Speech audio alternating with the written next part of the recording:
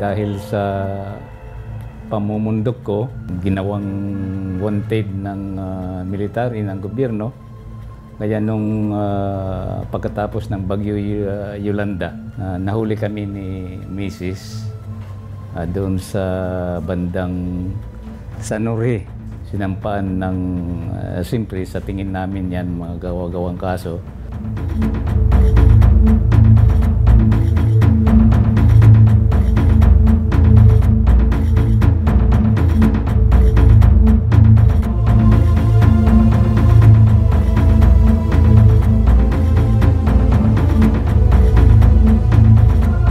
Kasi sila naman ay naghahanap lang ng tunay ng pagbabago sa lipunan. Pakinggan sila, hindi dapat ikulong. Kaya dapat palayain ang lahat ng mga detenido politikal sa bansa.